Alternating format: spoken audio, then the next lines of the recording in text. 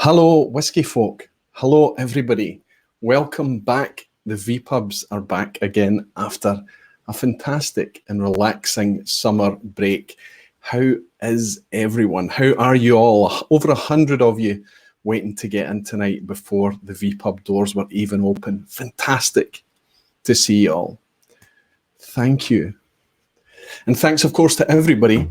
If you're anybody that picks this up in the replays, I know so many of you do. Thank you so much as well. It's very, very appreciated. Really excited to get these things going again.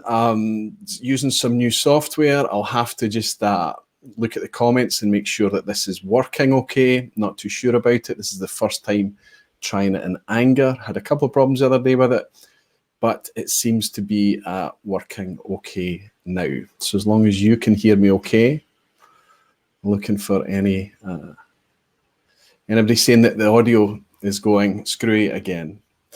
Yes, it's not been that long. It was a fast summer. It went quickly, but it feels like a long time since I've been with you guys. And it hasn't really been that long. I managed to put out a live at the start of July. We're still in August, and a live at the end of August. I haven't actually missed a month, but it has been 7 weeks. And I have missed you all. It has felt like 7 weeks, honestly. So before I go over the themes, the things that we're going to cover tonight, I'll jump in and try and welcome some of you guys now with 130 odd of you already in. I'm not going to catch everyone, but I'll just shout out to a few and welcome you in to say hello. Malcolm Douglas. Hello, Malcolm. Good to see you. The Whiskey Trials is in. I wonder, I think you're a Scot. Whiskey Trials, welcome in. Kilted Moose is here. You're definitely a Scot and a Scot. Good to see you, Scott. Good to have you in, my friend. Christine Daisy's in. Good to see you. Ear Whiskey, that looks like a new name. You're very welcome, my friend. Good to have you in. Tony Evans, nice to see you, Tony. Mark J is here. Fantastic, Mark. Jason Whiskey Wise is in and moderating for me. You star, Jason. We've not been in touch because of how busy we've been over the summer and Jason's new job, but it's fantastic to have him in here riding shotgun for me. Thank you, my friend. Thanks for joining. Brad Leclerc is in from Canada. Fantastic, Brad. Donald Rance, Jay Chung, Dwayne Large, Scotch on the Bayou, Leanne, just as it jumps down. Silver Loch Whiskey Club, good to see you. Seems like a new name. I'm not sure if you've been in before. Tim F, Eric Waite, Arbaggy Andy, good to have you, my friend. Jason Coates, Patrick Shatka. Patrick, that could be a new name as well. Be fantastic to welcome you in for the first time if it is. KB is here. I forgot to hang out with KB. Had a fantastic night actually in Glasgow with KB very recently. I stayed out a wee bit too long. I was having a wee bit too much fun, if I'm honest. But it was really good, and it reminded me why I love this whiskey community so much. I got to hang out with KB and his wife, Catherine, in Glasgow. We had a great night. Robin Sidwell is in. Good to have you, Robin. I think that's another new name. Macallan Fine and Rare the Doc. He's already thrown in answers already. The Mash and Drum. Jason is in. Fantastic to see you, my friend. Cresimir is in. Carl Van Wallingham is in. Paul Gibbs. Whiskey Weekend. I've just had an Ear Whiskey super chat in. Good to have you back. It's Matthias. Okay. Ear Whiskey is now Matthias from Caskmate here. Matthias, thank you so much. And I'll try and remember that Ear Whiskey is in fact you, my friend. Slancheva, thank you so much for your generous dram. I'm actually sipping a Springbank. Local barley. I always forget how nice it is, and I forget how powerful it is. 57.7%. Takes water quite nicely, though. Jordy V, Whiskey Crusaders, Aaron McFault, and Jeremy Sims. Wonderful to have you all. So the theme tonight, to kick things off, I wanted to do something that was quite light and easy, something that could generate a little bit of discussion, and it was something that I shamelessly stole from a live stream that the Scotch for Dummies put out last week. They were having a bit of a collaboration. And Jason, who's in tonight, the Mash and Drum, was involved in that collab live, and he asked the question of the other guys. He said, if you could only choose one distillery to enjoy for the rest of your life going forward, what would it be? You know, one of these silly questions, these kind of hypothetical scenarios that you don't actually need to have any anxiety over. But I was intrigued by it because it wasn't what's your favorite whiskey. It wasn't just choose one bottle of whiskey. It wasn't anything like that. It was choose an entire distillery, which sent me off on a trajectory of thought that I found quite interesting. Two Siblings Spirit Adventure has just sent across a super chat. Thank you so much. And they're saying, cheers, Roy. My old user was Jack of All Blades. Jack of All Blades, Two Siblings Spirit Adventure. Thank you so much for your virtual dram. Thank you. Slanchva.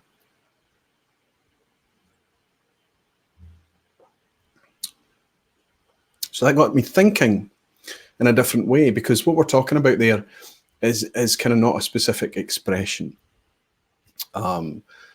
It's speaking about a distillery and all the output from that distillery. So all the expressions that they do. And my answer to it was instinctive, and it was instant. It seemed obvious at first. But the more I thought about it, the more I realized that whiskey has moved on a lot in the last 10 or 15 years. And there are a lot of distilleries that are trying to cover a lot of bases. And I found that quite interesting.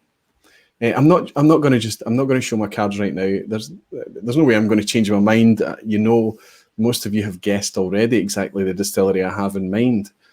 But there isn't a right answer to this, of course. Everybody has their own kind of subjective idea. And, you know, it's just for whimsy. And so you can really justify it in any way you want. But I started to think about distilleries and how they've matured and how the whiskies from those distilleries has changed over the last 10 or 15 years. And I found it very interesting. So we'll talk about that in a little minute. Alistair Gray, you star Alistair, good to see you in. He just bought me a dram and said, too many unopened bottles behind you, Roy. Well, Alistair, it's good that you point that out. You can see that the vPub has had a little bit of a refresh. I've got some storage and things behind me now, and it's looking perhaps a wee bit more like some order of a studio. And the reason for that is that after I became self-employed, I still work from this. This is still a workstation here. And I was always a wee bit sensitive while I was employed and salaried about whiskey being behind me if I'm on a video call or a conference call and things. So what I've got it set up now that I can just pull up one of these other cameras, turn it to the side and listen. If I offend anybody, I don't really need to worry about it so much anymore. Whiskey has become more of a priority for that kind of thing in these live streams, so I decided to give myself a bit of a backdrop. But this is not my bar, Alistair. So I don't sit up here and drink, and I don't invite guests up here to sit with me and drink. That happens downstairs. So the open bottles will stay downstairs, much in the same way as I have been doing up till now with these vPubs, bringing up a bag of open bottles like I've got here tonight to share with you guys and take it back downstairs again. So for the most part, what you'll see over my shoulders will tend to be unopened bottles. It's kind of just decoration. It's just whiskey eye candy, Alistair. So that's the idea there.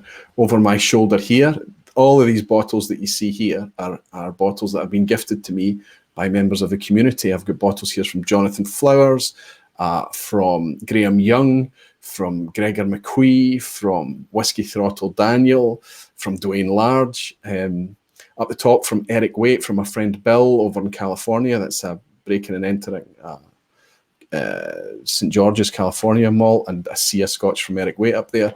So these are gifts over on that cabinet. On this side, these are just things that I've picked up in recent months.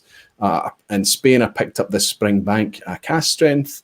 There's another 12-year-old, a much more modern one. I might do a comparison there one day. This is a Ralphie bottling of a Glenallachie to celebrate his 10 years. It's a single cask. This is a single cask Kilchoman I picked up at Annandale Distillery, funnily enough. This is a Fashil Kilchoman that I picked up from Eddie at the Whiskey Club. He'd picked up one, decided that he didn't want it, and he sold it to me for the price that he bought it at. I couldn't say no. I was really grateful to get that from Eddie. And a couple of Macallan Spey malts that I picked up while I was in Spain as well. Macallan's almost impossible to buy at reasonable money here in Scotland. Hope I'm not missing any of you as this chat whizzes by. So I think the backdrop here will change from time to time, and you'll see that I'll be bringing up, contextual bottles, things that I've picked up recently that might be of interest. And over time, it'll just change as the bottles go downstairs. And in fact, some of them maybe get open. Let's see, grab some of your comments quickly. Radek is saying, really nice decoration, Roy. Thank you, Radek. Nice to have you in. Prestige Liquids. Andrew is saying, whiskey eye candy is the best kind of candy. It's up there, isn't it? Isn't it, Andrew? Petehead is saying, whiskey is not a decoration. I agree. Whiskey is not an ornament. It's something to stimulate our primary senses. It's something to be enjoyed. But sight is one of our primary senses. So it can sit there looking good until I cut down my number of open bottles, I think. I have got a recycled review coming. There's a few empty bottles ready to go. I was trying to get a slot of decent weather, no wind, no rain this week to shoot it. You never know what might happen tomorrow. I would love to get that recycled review out this weekend. I just need things to work out for me. Mashburn is saying, that's one fine way to decorate. Ross, there's actually, I think there's a bottle around that was gifted to me from you, but wonderful to welcome you in, my friend. Good to have you here. Gregor is saying, my guess is that Roy will pick Deanston. A few people have suggested that if I was to pick only one distillery, it would be Deanston. I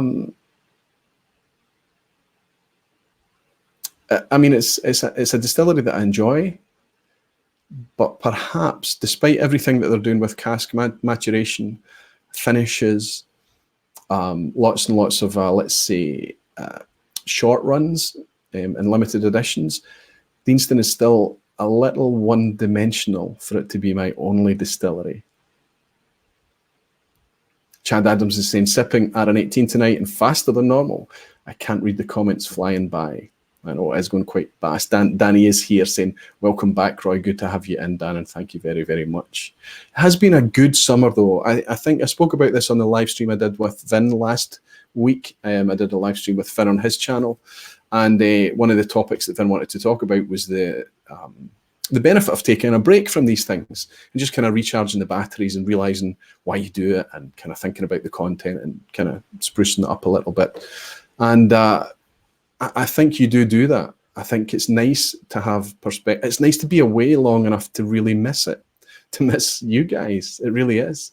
And to want to come back. And I got to the stage this week that was like, oh, I wish it was Thursday. I just want to go on and kind of get the live streams running again.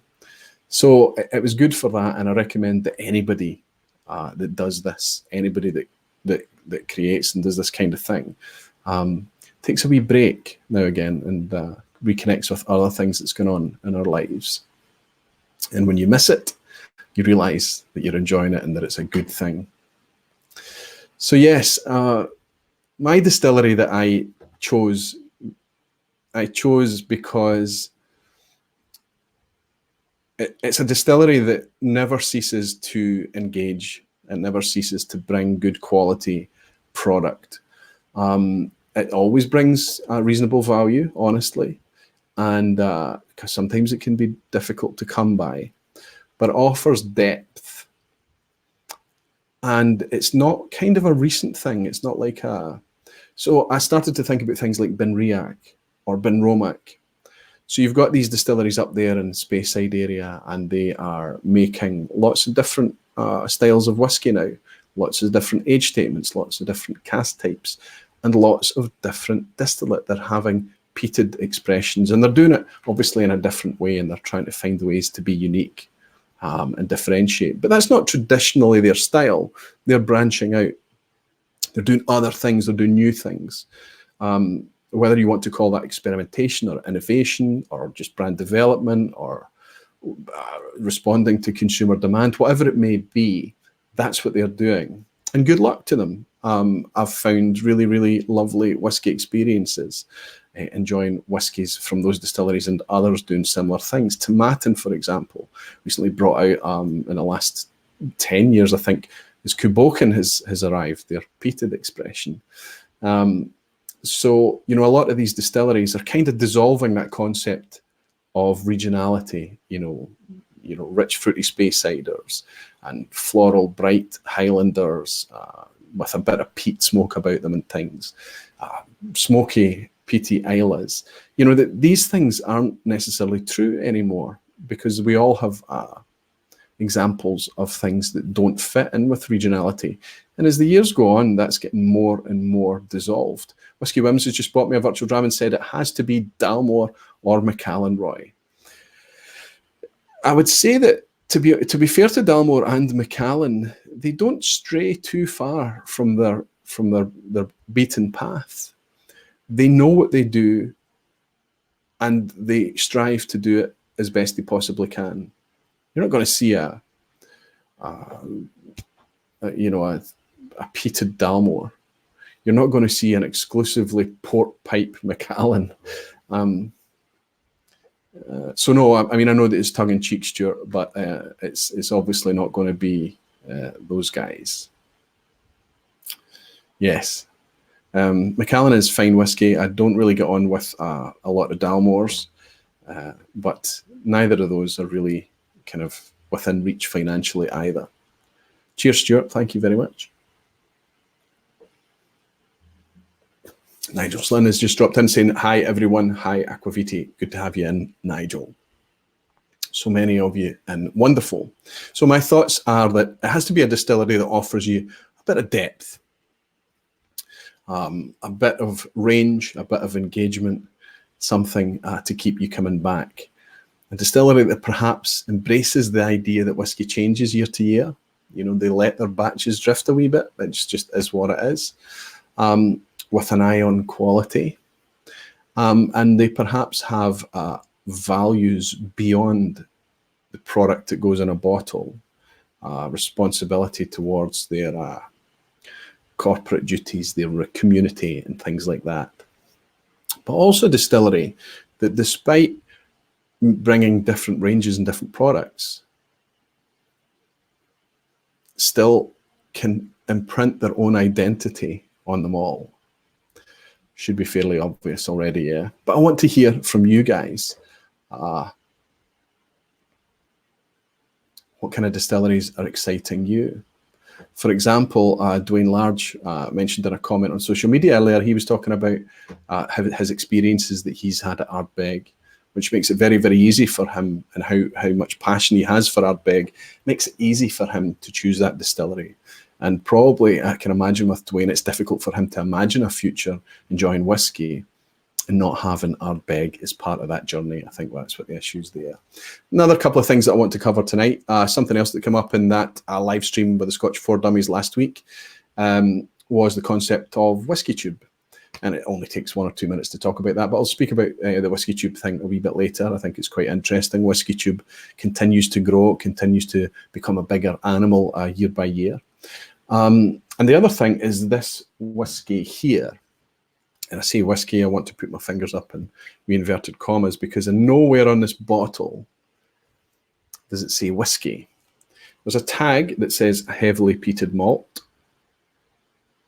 And it says spirit imported from Islay, matured in California in the infamous laboratory of Brian Davis. Brian Davis turns out to be quite an interesting character. But you might be able to see this. It's called Abomination. And it's a kind of tongue-in-cheek thing. The reason why it's called Abomination, because it's not Scotch whisky. It's simply called heavily peated malt.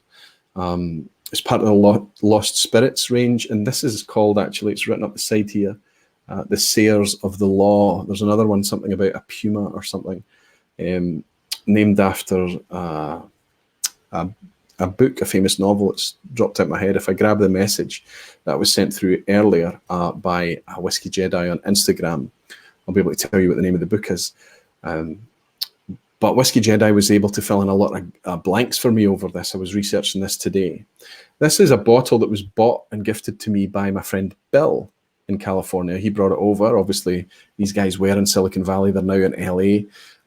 Bill brought this over, and it's a bit of an abomination because we sat and sipped this together on Islay. But this is not whiskey. This is Islay spirit that has been, let's say its maturation has been accelerated in bioreactors with the use of oak chips and high-intensity light beams. So we'll talk more about that and taste it. And taste it with something that I could, the closest thing I could approximate to the style it's perhaps going for, and taste it backwards and forth. But also want to ask why. Be interesting to taste that, I think. I tasted it on Islay, and I've had a wee dram since I got back from Islay quite recently. And there were two different experiences, and I want to taste it tonight and go into it clean.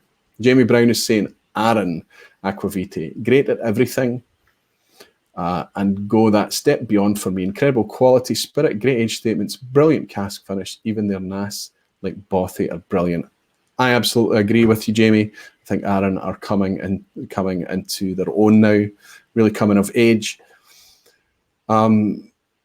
As you know, you'll see over my shoulder here, the Aaron 14 is sitting there. I struggled with what whiskey to put forward for my whiskey of the year last year, but I was just having so much fun with the Aaron 14. It was available, it was low price, that I couldn't see past it at that time. And I suggested that Aaron 14 would be my whiskey of the year, and that's why it's sitting there just now. That's actually Jay's bottle. You'll see that there's a little Aquavite paper tab around the top of it there. That's to remind me not to open that, because it's Jay. He won that, and hopefully Jay and I will be able to hook up when he's over in Scotland in the coming weeks, and I'll be able to place it into his hands. So yes, I would say Aaron is a good shout. But honestly, there's a lot of times that you could sip Aaron blind, and while you would appreciate that you're sipping a nice whiskey, how confident would you be that you could pick out something that would make it unique, and you feel like you could connect with it and know that you're sipping a nice Aaron? I wonder. But absolutely a very valid choice, a good one. Spirit Works Tom, good to see you, Tom. Right, I have a bottle of Abomination, and it bothers me that when you shake the bottle, it retains a froth for a little while, unlike whiskey. Wow.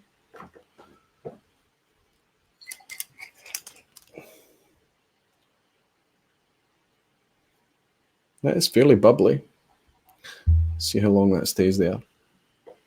Patrick is saying, just guessing, could it be Dillion for you? There's just not enough. I mean, Dillion is the majority of Dillion that you'll sip, Patrick, will be from independent bottlers, because from Diageo, it's very thin on the ground. We've obviously got the Flora and Fauna Dillion 16-year-old that we can sip, 43%. It's a lovely whiskey, but you don't get a chance to really connect with it. Per Christensen is saying, oh, Per, so sorry, I lost your comment there. It's hi all, and Roy just came home from work. Good to have you back. Good to have you here, Per, as well. Thank you, my friend. Macallan Fenner is saying, for what they do in Campbelltown alone, it must be Springbank. Your whiskey, Matthias is saying, lost spirits aged by putting their spirit into glass tubes and blasting it with strong light that breaks down the wood structure into the spirit like the sun makes wood old. Exactly that. It looks like Ardbag was trying to get my attention there. And Jay is saying, cheers, Aquavite. Good, Jay. I'm looking forward to meeting you when you come over. Skogsmard is in. Good to see you, my friend. Nick Keane, good to have you in, Nick. Wonderful to have you. Wonder what time it is where you are, Nick. Wow. Fantastic to have you in. Okay. Russell is saying Aquavite, it's got to be Springbank. Fills in the blanks. Well, I opened tonight with a Springbank. It was the 9-year-old local barley. Really enjoying this. I got through my 10-year-old local barley far too quickly. Did share it around, of course, but I drank a lot of it in Moan, and I'm drinking a lot of this in Moan as well. I think it's a really nice whiskey, and it's that style of whiskey that I love. You know, it's not very bold. It doesn't sit at any extreme on the flavour spectrum, on the bandwidth there. It's just kind of just good whiskey. And it's wonderful to play, as I mentioned earlier tonight. You remember when you sip this, it's at 57.7%, this 9-year-old one. And it takes water very well, and you can play with water a little drop at a time. And it can really switch up in the glass. Just put a wee bit more in with my dropper here. 221 of you, and it's going to be difficult to interact tonight, but that's okay. We'll do our very, very best. So yes, Springbank is in fact the one that immediately popped into my head. And the obvious reason that came up first before I thought about it was Springbank have Springbank. They have a good range of gorgeous Springbank whiskies with a little bit of peat added, but not so that it would tend to put a lot of people off. You would have to be really sensitive to smoke and peat, I think, to be put off by standard Springbanks. I think they're always great quality whiskies. They're always delicious. It's very rare that you pick up a Springbank and don't get on with it. There was one for me recently, and I'll talk about that a wee bit. But it's not because it was bad. It was just because it was just a bit too on the extreme for me. And that was a long roll. So this is another facet that they have, another whole chapter of style of whiskey that they produce there. Long row, this is their heavily peated spirit. It was a long row 14 sherry cask that everybody raved about. Everybody still raves about, thinking it's just wonderful, wonderful stuff. But I felt that it was just one of these extreme examples of its style that meant it was a single dram whiskey for me. I never finished any of that and wanted to go back for another dram. Interestingly, a couple of people did send me in samples of it because I didn't buy a bottle myself. And as I was clearing out some samples recently, I found a little 5 CL flask that had half taken out and it wasn't finished. And it was that long row 14 sherry cask. Not a bad whiskey. Really not a bad whiskey. But not one that I was willing to go out and buy. It was very difficult to get a hold of here in the UK as well. But they've also got, and actually the only Hazelburn I've got just now is this one. This is an Oloroso 13. I think this has already appeared in a recycled review. So I think that I love this whiskey. I thought it was a great whiskey. The Oloroso I'm talking about. But as I've said before, I'm on record as saying this is great whiskey. I would recommend it to loads of folk. But it's not a great example of Hazelburn. For me, Hazelburn from refill sherry, but preferably from maybe ex-bourbon casks. But another reason I think that Springbank would be the obvious choice is that they're not making these other styles just to kind of be all things to all men. Perhaps there's an element of that, but Campbelltown has always been that region, the region that made kind of any whiskey you want. But Springbank have survived in Campbelltown because they decided back when whiskey was really, really tough to sell back in the 80s that they would never be reliant on the blend market again, that they would always make a product that they were going to craft the way they wanted their single malt to be represented. And they've been true to that to this day. And what they've ended up with is a product that there is a DNA in Springbank, whichever one that you pick up. Most of the time, not all the time, but there's a DNA that you can connect with. Some people call it the Springbank funk. But I'll tell you, the Whiskey Rev bought a bottle of a Hazelburn, I think it was a 10-year-old Rundlets and Kilderkins expression. And it was the first one that we had shared together, the first Springbank distillery product that we'd shared together. So I'm going back a few years now. I'm going back to probably 2013 or something. I don't know. But when we were enjoying that, we were always able to pick it out when we were sipping it blind, because there was a very unique flavor that we discovered in that. And we couldn't pinpoint it. It was something that we hadn't tasted in other whiskies before. And then lo and behold, as you start to enjoy Springbank expressions and even go into the heavily peated long rows, you start to pick up that element, that Springbank DNA, that kind of unique flavor that exists. So yes, there's that as well. They've crafted their own distinct DNA, which is kind of a cool thing. And it made me think that I wonder how many of these distilleries nowadays, I mean, I have nothing against this whatsoever. The distilleries that are saying, okay, we need to make a peated expression now. Okay, we need to do a triple distilled. We need to do an organic. We need to do a exclusively sherry cask. We need to do all of these things. Sometimes I worry a little bit that they maybe just forget what their legacy is, what they're very, very good at. Because let's be honest, the whiskey marketplace is wonderful right now. It really is as a consumer, but it can be quite confusing. And I think it's nice when you discover those distilleries. Pernod Ricard have a few of them. It's a different business model. They're not set up for single malts. They're set up for blends. So a consequence of that is that their malt distilleries tend to be very good at doing a very specific thing. Their ingredient for the blender's cupboard is very, very dialed in. Same for Diageo. There are a couple of Diageo distilleries that I'm very, very good at picking out. At Clynelish, I can pick out more than half the time. And there's another couple of distilleries the same. And I think that's quite nice. It's nice to have that anchor there. It's nice to have that connection. Let's see what you think about it here. Keith Corbett is saying, a video idea, if we all chip in for the music rights, Uptown Springbank Funk with the YouTube dancers. Yeah, it'd be nice to do a collaboration, a charity thing one day, where we all just make an absolute idiot of ourselves, right? George O'Brien is saying, Springbank range includes Hazelburn and Longrow. Yes, absolutely. Danny is saying, Russian hackers got Roy. Not yet, Dan, but perhaps.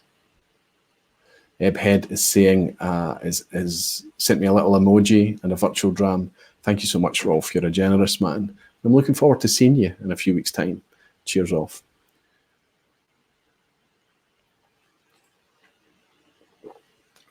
Thank you.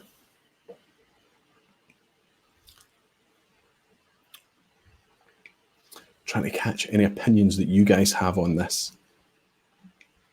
Let's pull it on the screen so I'm kind of looking at you. Brandon Lee is saying, Aquaviti, I think I've got it. The only whiskey has to be proper 12. Did I guess? I know you're just having a bit of fun there, Brandon, but I'll have to say that Phil from Whiskey Wednesday, put out a proper 12 review. I shared it on Twitter today because I watched it and I thought it was great fun.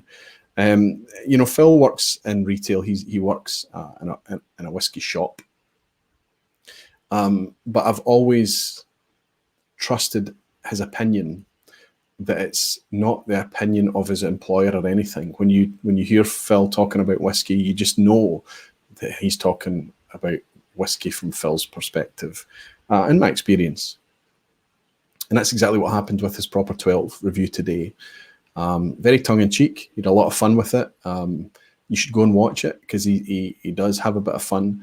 But I think he gets across a point and he just says, this is, I don't want to spoil it for you, but he reviews the Proper 12 whiskey, which I've yet to try. Clearly, I'm not in a hurry to try it either. Whiskey Freedom is saying, whoa, Aquaviti, just arrived at the pub and you've burgled someone's house and set up camp. That's right. Things are looking a wee bit different, yes. Good to have you in, Fraser. Good to have you. So have you got any opinions other than Springbank? What would be? I'm surprised nobody said MGP in Indiana. They'll just make anything you want. It's a big cheat, and they can't make Scotch. So if your bag is Scotch, you would struggle. But in terms of style of whiskey, they can pretty much make anything you like. Nigel is saying, I love that Springbank 14 sherry. Never got a bottle, though. That's the Springbank 14. Got a bottle of the Hazelburn 13. Not a fan. Sod's Law. It's just the way it works sometimes. You should still be able to get your hands on the 14. There was quite a bit of it got out there. Cosmico's Whiskey's in. Good to see you, Phil. That Oloroso 13 is a good drop. Yes, Phil, I think it is. I think it's a great whiskey. As I say, just I think not a great Hazelburn. It is a great Hazelburn, obviously, but not a great example of what you would come to expect with Hazelburn. Maybe that's a reason for it to exist, you know, to push Hazelburn and show that it can be other things, that it doesn't have to just be the 10-year-old or the Rundlets and Kilderkins or whatever it's going to be. Aquaviti from Ardbaggy is saying, been to many distilleries, looking forward to Rosebank. Springbank is a great favourite. Ardbeg also, of course, Ardbaggy. There are lots of young distilleries that excite me. White Peak English whiskey, and Daft Mill. For Daft Mill, you and the rest of the world, Andy, I think it's been, unfortunately, it's been taken out of the hands of the drinker already. Just, you know, Daft Mill only fill 100 casks a year. I think they're filling more now, but, you know, it's in very short supply. And as soon as people worked out that it was damn good whiskey, the prices just went crazy, right? So, and it's a shame because Daft Mill will struggle. It'll never ever struggle to be good whiskey. I don't think. I think it's always going to be good whiskey, but it's going to struggle to live up to the prices that it's fetching, if I'm honest. Dwayne Large just saying, if anything's Pickroy, that's one I certainly need to explore in more depth in the future. Dwayne, you absolutely do, but I know that you're over here often enough that you're going to get a chance to swing by. Maybe you're swinging by Campbelltown on your next visit. Come to think about it. Peathead is saying Springbank is an excellent choice. I think it's a bit obvious, Peathead, if I'm honest. I know it was a bit of a cheat. There are other distilleries out there, you know, that can do a lot of things. Think about Brookladdy. Brookladdy's got unpeated. They've got their Port Charlotte peated. They've got their Octomore, you know, crazy skunk work stuff in Octomore. So they're able to do a lot of things. And I think in the future, Brookladdy the Brookladdy ship will steady, and they'll really find their feet, and there'll be much more consistency in their product. I love what Brookladdy are doing. I think they're doing a lot of things very, very well. And in a lot of ways, they're very Springbank in spirit, I think. You know, no pun intended. So Brookladdy's a good one to consider. He's saying Longrow red bottles are yum. Absolutely agree, Silverloch. Longrow Red was the bottle that got me over my red wine or my wine matured or wine finished hump. I didn't really enjoy wine finished or wine matured whiskies. I struggled with it until I connected with Longrow Reds. So it's really, really good that happened. And I'm forever grateful to Longrow for opening up a new avenue of whiskey for me. Whiskey Weekend Dram, good to have you in. Whiskey Weekend Dram is saying, another question, what's a good distillery to visit in Speyside? I go there soon, so when you have a good experience, and also take a sample from casks. So to take a sample from casks in Speyside, well, that's not Macallan. I think what you want to do is any distillery that you go to that will let you do the warehouse experience, because that's when you're going to get a chance to go and sample from casks. Macallan do not offer that, but I think Macallan is still a good tour to go and see just the distillery itself and the scale of everything, and then realise you can't buy the whiskey and leave and go somewhere else. Glenfarclas is really close by. Glenallachie has just opened a visitor experience. When you're in Speyside, as you're driving around Speyside, there's literally signposts everywhere. They're littered all. You don't always see all the distilleries. They're behind trees, or they're down in a little glen, or they're up a beaten track or something. But the signs are always there, and you recognise all these names. Spoil yourself. Let a bit of serendipity come into things as well, and just discover things. Try and go out of season. Ben Marnock is saying, visited Brewdog on Saturday. Their first whiskey is coming out soon. They wouldn't tell me, though, if it was a grain, malt, or blend. Knowing Brewdog, it'll be something a wee bit off the wall. I can recommend a visit, though. It's a huge site in Ellen. I knew a guy, a member of the Whiskey Club, went off to do distilling there.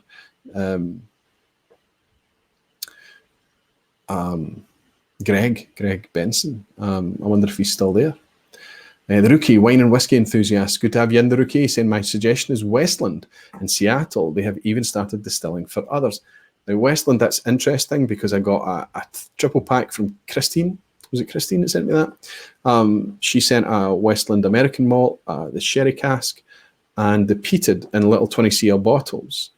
I've still got the peated downstairs. Didn't love it, didn't get on with it. I hear that they've done things to change that up and they've made it better. Sherry cask I thought was okay, but the American oak, I think they called it American oak, that was cracking. Really creamy and caramelly and sweet toffee. It was there was nice kind of soft, almost grapey, raisiny fruit in there as well. I really liked the standard Westland. And again, I think that these distilleries are starting to get into their stride. But yeah, good one from the States as well. Per Christensen is saying Pernod Ricard's Glentochers is a really, isn't it though? Think of the distilleries that Pernod Ricard and Diageo have that are doing a very, very consistent thing. You know, Glentochers, Tormore, and Pernod Ricard Chivas, Delu and Linkwood, Kleinleash at Diageo. And they're very, very underexposed in terms of single malt, at least anyway. Whiskey Weekend Driver saying, thanks for the insight. Macallan is on the list. Looking forward. I would try and stop by Glenfarclas as well. It's a really nice family feeling in Glenfarclas. I haven't done the Balvenie tour in Dufton yet, but I always get good reports about it. I've done the Glenfiddich one, thought it was decent, but Balvenie gets a very good report. And one I went to this year at the Whiskey Rev's recommendation was Ballindalach. It's just one of these wonderful little small distilleries with a very linear, almost like a cross-section of how whiskey is made. And you can literally stand at one end and see all the way to the other end and see kind of the whole process in one kind of almost very straight line from mashing right down to distillation at the stills. Ballindalach, you'll see it on the roadside. I think that's worth stopping by as well. I think you might have to phone ahead for Ballindalach. Andrew's saying there are Aussie distilleries that are starting to experiment with native Australian grain. I look forward to being able to try them sometime. Me too. There's very little Australian whiskies get here, Andrew, I have to tell you. Okay. Let's try this experiment. Let's try this Abomination. And I may try to find, I've got a drawer for glasses now as well.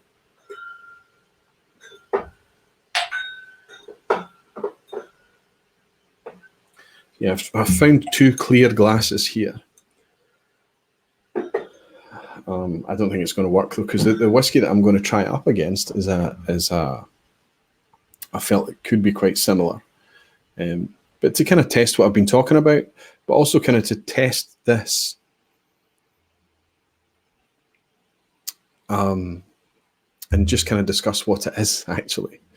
This Abomination, heavily peated malt from Lost Spirits. Very appreciative to Bill for bringing this.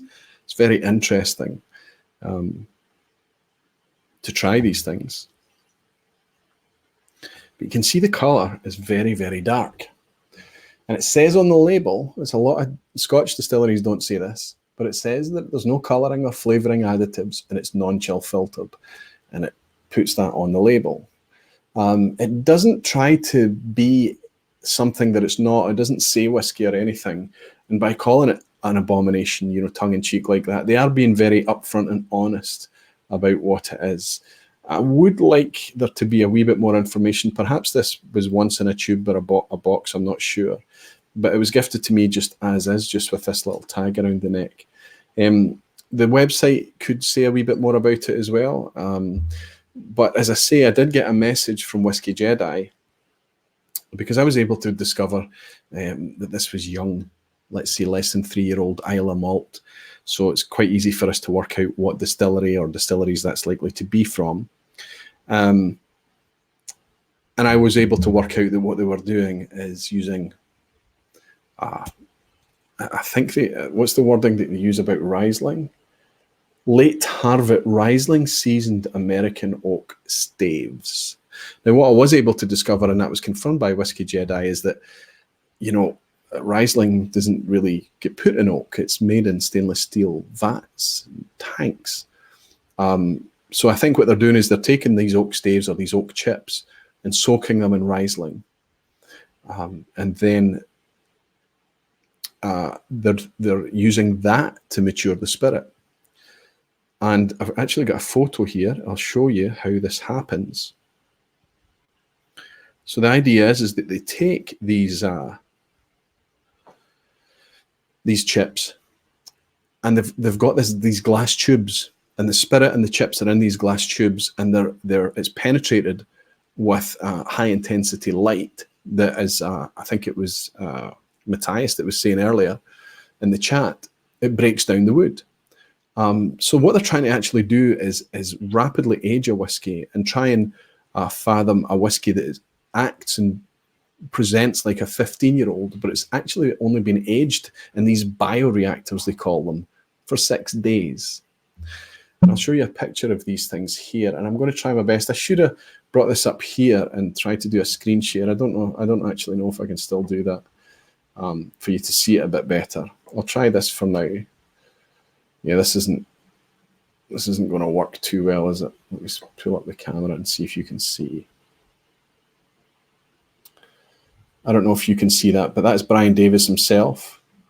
What I'll actually try to do is try and get this photo onto my machine, and I'll do a screen share with you to try and show you a better picture of that. So it's 6 days to try and mimic a 15-year-old whiskey. That's the concept or the idea. And of course, it's folly, isn't it? I mean, why are they doing that? Why would they do that? You know, you've got something that it's not just about, you know, the interaction of the spirit and the wood as they're doing. I've often said that it's got so much to do with time and so much to do with environment. You know, you take the spirit, this inconsistent product. It can be consistent, but it's not consistent distillery to distillery or batch to batch, style to style. And then it goes inside an organic container in the cask. And that has an interplay. But then it's left in a certain location for a certain amount of time, and the environment has a voice, and it takes its time, and that's what matures the whiskey. So to try and mimic that in 6 days, I mean, they're not trying to be disruptive and try and change how we buy or consume whiskey, surely, because if they were trying to do that, they would be saying, you know, here's the equivalent to a 15-year-old whiskey, but it's a fraction of the price, and that's not the case. It's not the case at all. I think they're just doing this for fun. So in the face of it, I don't mind this. Of course I don't. This is kind of just whimsy. It's just kind of fun. But for me, there's no... Once you've got past that, there's no depth. There's no enigma. You know, there's a huge enigma. There's a huge charisma to maturation of whiskey, wherever you mature it, whether it's Scotland, Ireland, Japan, the States, wherever it is. Something that you really can get your head around, that you can really buy into, you can really swim with it as you drink the whiskey. You know, the idea that it's sat there and it's waited in a rick house in Kentucky, or in a cold, damp glen in a stone dunnage warehouse or something in Scotland, and it's just sat there quietly for years and years. That's part of the magic. And it's not shallow. That's not just whimsy, because we know as we grow in our whiskey journey that it truly is magical, that the change in the spirit is something to be savoured, shared and enjoyed. So perhaps they can make a consistent product with this. But what's really interesting is that a lot of the press cover this as aging whiskey in 6 days and things, but it's not. I mean, the spirit that they bought could be anything from new make through to, you know, 3 years old. And then they're just maturing it quickly.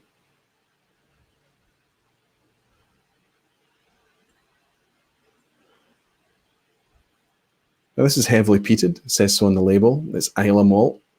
I've got a very good idea what it is. I guessed, and Whiskey Jedi guessed the same thing as well. He shared what he believed it to be.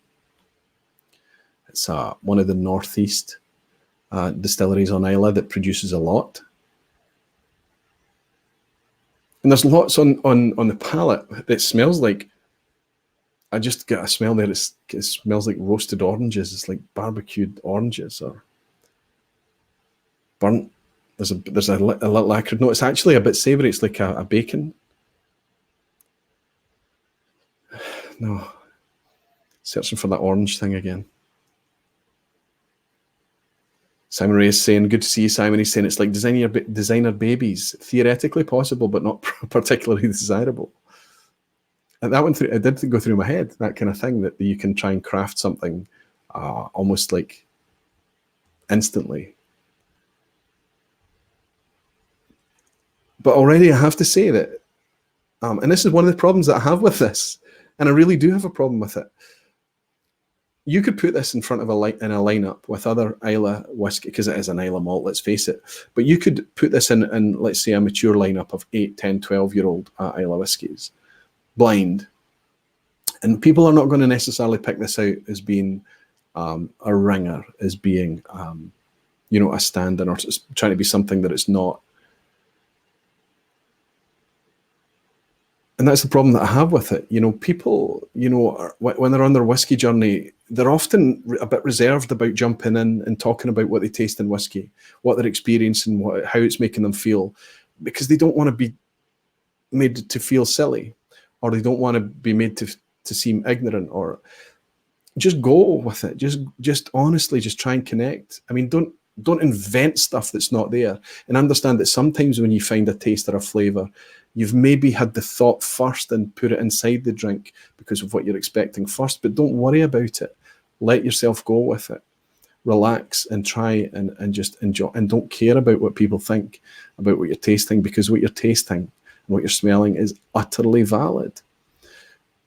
But as you're developing, as you're coming along your whiskey journey, to suddenly be encountered with something that's this, and to declare it wonderful. I mean, I think Jim Murray scored this 94 points, which is a huge score.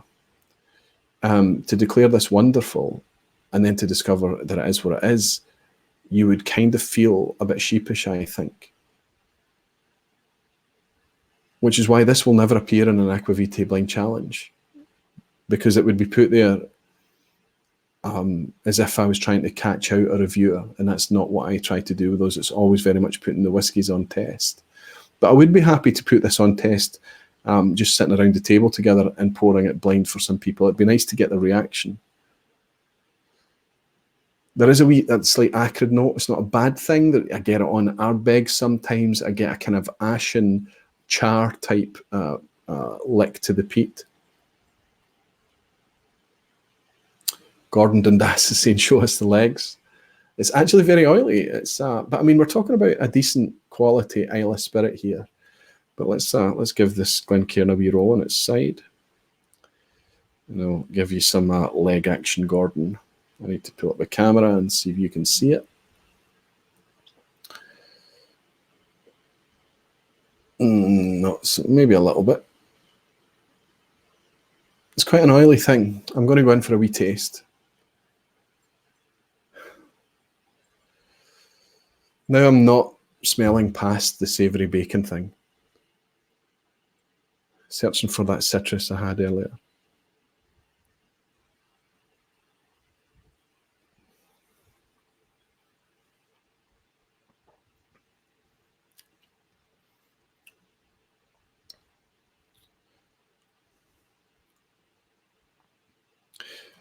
It's perfect because I know what this is. I'm looking for a flaw. I'm looking for something that's not going to be Scotch whiskey. The Scotch whiskey that's left in a cask in a warehouse for 15 years is going to be better than this.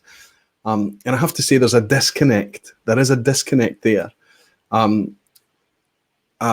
quite spirity. There is an edge to it. There's a roughness to it. The acrid thing is there. And the finish is young whiskey. There's no question the finish is young whiskey, but it takes a wee while to get there. It's not fully integrated. It's sitting. There's a kind of the wine and the fruit notes are sitting on top of a peated whiskey. That's exactly what it tastes like. When you first throw an infinity bottle together and you pour a dram and have a dram of it that night before you've given it time to sit. But honestly, it's really not bad whiskey. It's not whiskey. But it's not a bad drink. It has a place. And I think as long as they're upfront and honest about what it actually is. But I'll ask the question again. What's the point of aging it in 6 days instead of 15 years if we can't reap the benefits of a much more inexpensive product? It's going to be easy for them to do that because 15-year-old Islay whiskey is an expensive thing nowadays. Has anyone spotted Ardbeg's new release? I forget the name of it now. It's a Gaelic name. They've got a 19-year-old just released. Looks like a good whiskey. £169 a bottle for a 19-year-old. That's expensive. But if you were to ask me to guess what that was going to launch at, I would have probably guessed higher than that. Now, that's in no way me saying I think that's good value, because I'm not buying it. It's £169. But, you know, we're already at the stage that a Macallan 18 is £250. So I guess that we're being tenderized a little bit by the industry. But I know that Ardbeg, that 19-year-old, is going to sell very, very well. I don't think I'll buy it, honestly, but I would be keen to try it. Let's call it a try before you buy. I would have to absolutely love it to pay £169 for it. Everwind, good to see you, saying, remembering a year in a warmer climate like California is not the same as a year in Scotland, where the temps really get super warm. Absolutely, but it's still a year, Everwind. It's not 6 days, and we're not talking about the location. We're not talking about a geographic location here. These bioreactors that they're using to age this in 6 days, they could live anywhere. They could live in any warehouse climate plant. Captain 3D is saying lab-grown diamonds have a similar story problem for engagement rings. Gordon Dundas is saying not everyone in the industry. And Jimmy Legg is saying, I don't know what you mean, Gordon. I'm sorry, I'm reading these out of turn, I know. Jimmy Legg is saying, Aquaviti, I do feel tenderized. Christina is in. Great to see you in, Christina. Aquaviti, when I open it up, I'll try and send you a sample. I have no doubt that you've already bought it, Christina. I think it's one of those ones that'll be around. I think it's not going to be in such a limited volumes. They're going to do a decent run, and I think what they're doing with that 19-year-old is they're harnessing the idea of batch variation, and they're going to let people know what batch it is. And that'll really let everybody get their geek on about it, which batch is better and things. Lotus Spirits is here. Good to have you, saying I'm really struggling to enjoy most Speyside whiskies. I find the apple note is typically so overpowering. Any advice or recommendations? Sometimes, and it happens a lot, you can pick up on a specific flavour in a style of whiskey, and it's difficult to taste past it. I mean, for me, it was heavily oaked. So when it was a virgin oak that was used, or let's say a young Scotch whiskey that had been aged quickly in first fill in virgin oak, I was struggling with that sickly sweet. And this is me. I mean, I love American oak. I love ex-bourbon American oak, but I think it has to be like second fill and beyond for me. I found it challenging.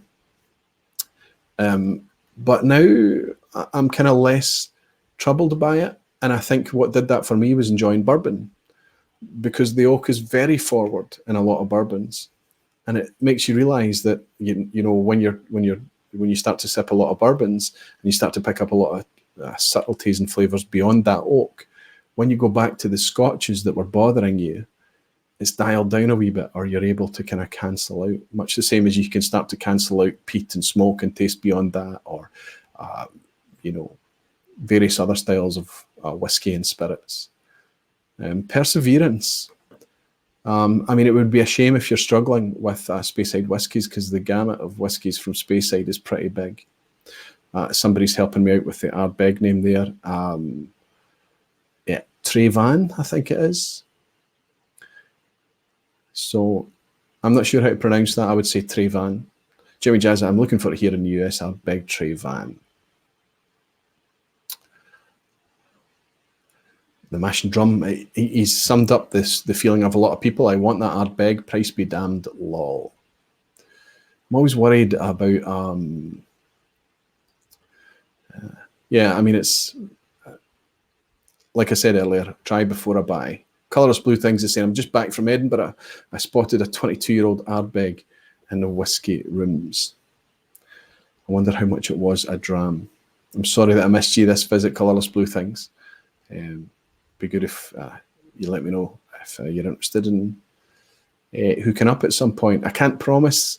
I always struggle, you know. I probably, as things go forward, it's going to be harder and harder for me to hook up with people, but I love it. I loved the time I spent with KB last week, and got to meet up with Gregor McQueen as well in Edinburgh. And it was just kind of after summer getting back into the whiskey thing again. It was great, great fun. Amy is saying, how do you say Trevan? I think it's Trevan.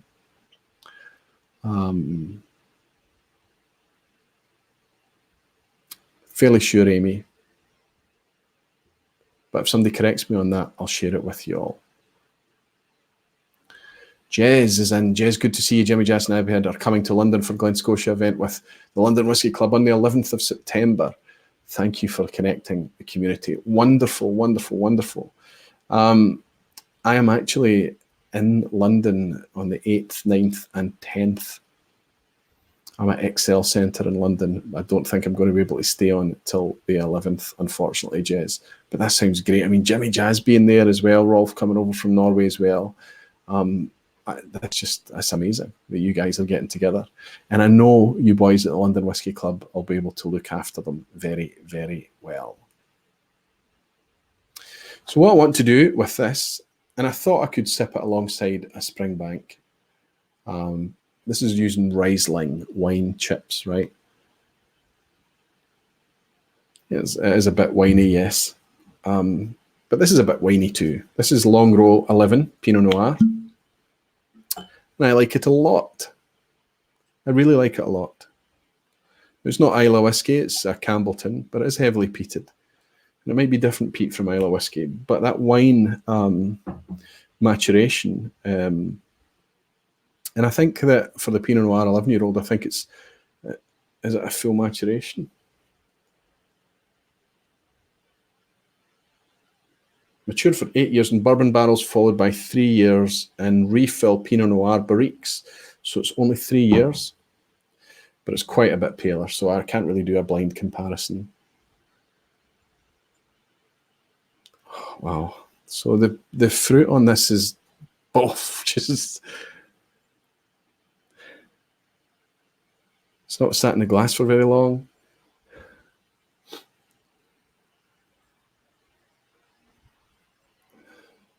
This is much more ashen than because of the Islay thing. But maybe some of the ashen notes on this is from the charred chips, right? It's not just the Islay whiskey. But this is much more rounder and softer and rich. It's just more together. It's much more appealing. It's much more...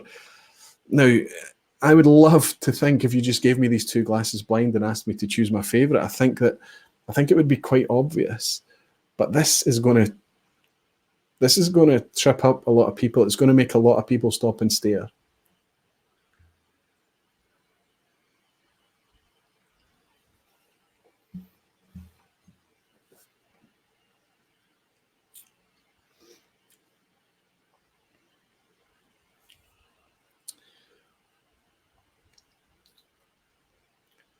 It just sits much nicer on a palate. It's just much more. With this Abomination, what's happening is that there's a couple of loud notes shouting at you that you're struggling to listen past. You can't work out any subtleties that's going to be there because of that kind of the jagged edge, the spirit flavors to it, the kind of charred notes, the smoke. Whereas this is just, you know that every sip you're going to be able to hold it there and this is a cask strength as well. I mean, they're similar strength. They're not similar age, but this is similar age to what this Abomination is aiming at. This is 53.1. This is 54, so similar ABV as well. But this Long Row tastes much softer sitting on your palate.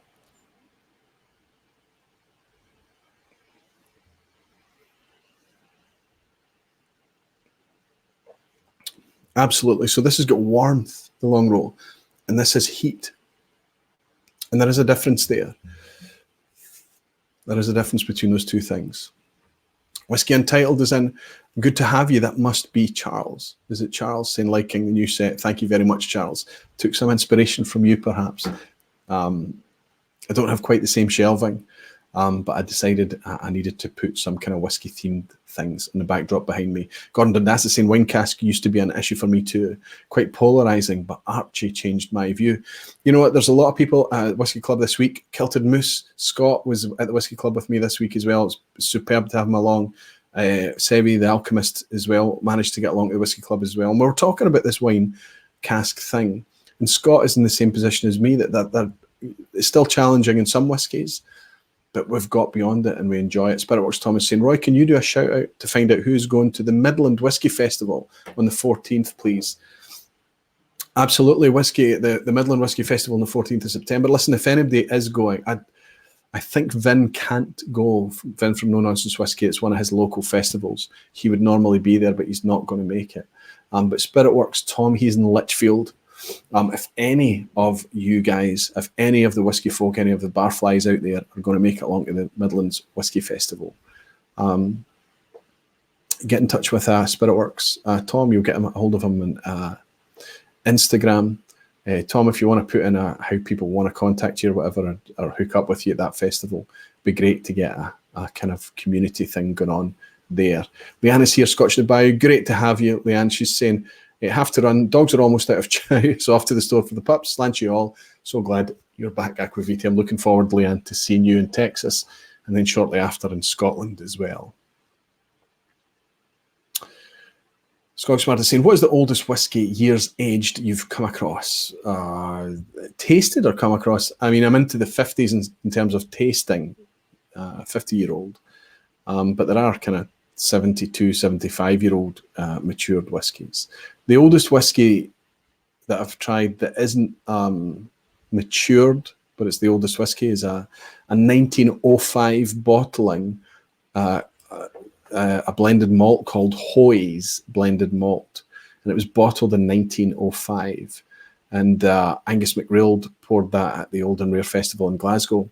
But that whiskey was distilled in 1884. It was a 21-year-old whiskey bottled in 1905. It's amazing. I always say that it's amazing that it wasn't poison, but it was actually really delicious. The guy who writes these books, the Malt Whiskey Yearbook, I was sat next to him in a tasting, and he perhaps was wondering why I was rude enough to bring a dram into a tasting when I've got a flight of whiskies being set out for me. And he asked, why did you bring a dram in? And I said, I'm not rushing this dram. It's a 1905 21-year-old. It's distilled in 1884. And he went, oh, can I try? And I let him try some. It was very tropical, still fruity. Not only was it not off or bad, it was just wonderfully enjoyable, really was.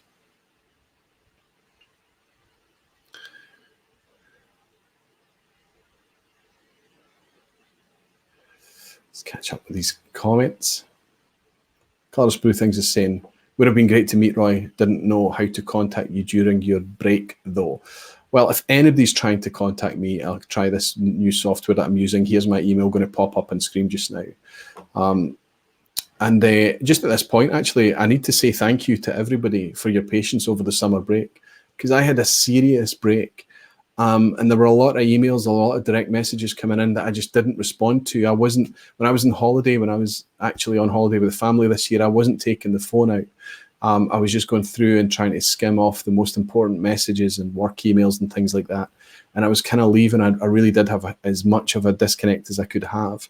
And that meant that it's left a lot of you guys waiting for responses from me, for me to ship you coins and glasses, for example.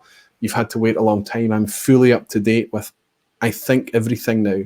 So if you're waiting on a response from me or a reply that I haven't got back to you, if you're waiting for coins or glasses to be shipped, they've gone. They're all, I'm caught up with everything now. I'm outstanding nothing. And I believe it's the same with messages and emails.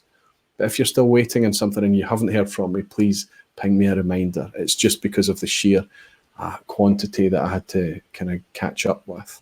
But thank you all so much for your patience. You were all very, very kind and understanding with that whole thing. I only have about 10 coins left. So if you're after these batch 2 Aquavitae coins, they are just about to run out. I'm looking for my own coin here, actually. just to remind you what a batch 2 coin looks like, but I don't think I have one here. Oh, I do. Here we go. This is my own batch 2 coin here.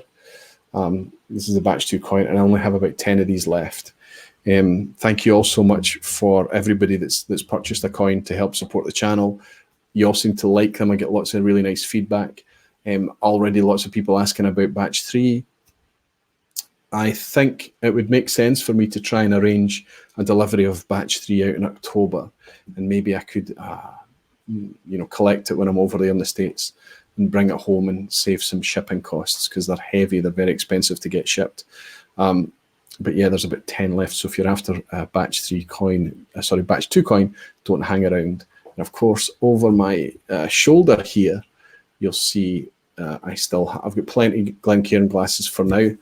I have them in here, the presentation case that you can see, and I have them twin packs, just a standard cardboard twin pack as well. And this is the email that you can get a hold of me on, whisky@aquavitae.com. So yes, so there we have it, Abomination. It's I think it's a bit cruel to call it an abomination, but I think it's fair enough to make it clear that it's not whiskey.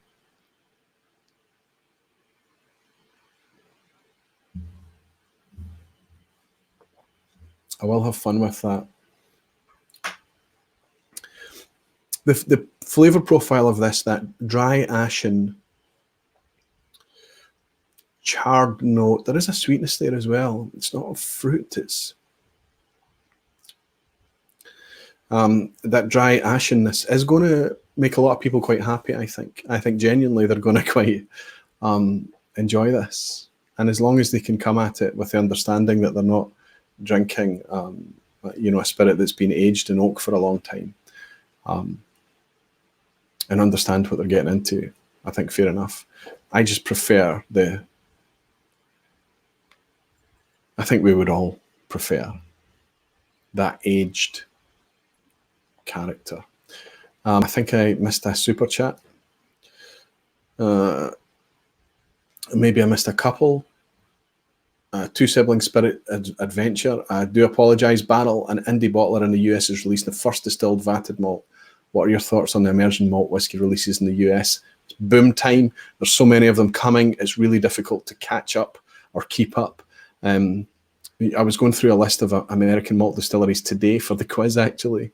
And I was just bewildered by the amount of whiskies that's coming out there. And I think it's okay as long as they can carve a way to sell their product and work out how to get it out to market. It's okay, because the volumes are small. So even if you add all of these distilleries up, it still doesn't even register compared to the big boys. But it's going to be interesting to see how they all survive and how they can market themselves and things. I think I also missed a super chat from my friend Jason, who sent across. I'll try and catch it now. Mash and Drum is saying, glad to have you back, Roy Slantia. So to you both, I'll raise this glass of Long Row to Two Sibling Spirits Adventure, and to Jason over there at the Mash and Drum.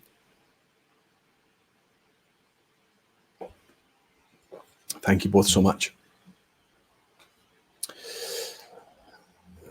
Just checking to see if I have any missed messages from Jason. I think we're okay. Do have a quiz at the end tonight. Of course I do. We always do. And for any of you who've not participated in the quiz before, it's a multiple choice, 3 multiple choice options. So you've got a 33% chance, even if you're guessing at each one. You're not playing against anybody other than yourself. There are no prizes, and you'll see from the questions that a lot of them are just fun. Some of them are obscure, some of them are silly, some of them are genuine things that I hope provoke a bit of thought about whiskey. Spiritworks Tom, good point. He's saying, any news on the new t-shirts, Roy? Yeah, so I went back to the same supplier that made these t-shirts, and I was kind of looking for a different t-shirt style. If I go with these ones again, the biggest size that they will do is a 2XL, a double XL. And even the 2XL, it's not big. It's kind of European size 2XL. So it's basically an XL. the 2XL, I think, is the feedback that I got. So I need to get something that's going to have more of a range, but I want to keep the quality good as well. So I stalled a little bit and I waited until I found a t-shirt. I think I've now found a t-shirt that I like. I just need to be absolutely sure, be sure that I'm happy with the color, and then I'll go ahead. And the lead time is only 2 or 3 weeks. So the t-shirts will happen quite quick. And I apologize, because that was something that I hoped that I could come back and have available for everybody. And I know that some of you are perhaps waiting to order a glass or a coin pack until the t-shirts are there to save on shipping, which is absolutely fine. But if that is your plan, please have me hold them for you now. And I'll put them aside. You don't need any payment or anything. Then when the t-shirts become available, we can save you on shipping, of course. Two Sibling Spirit Adventures saying, I'm a tall, big bastard. Hard to find shirts for me.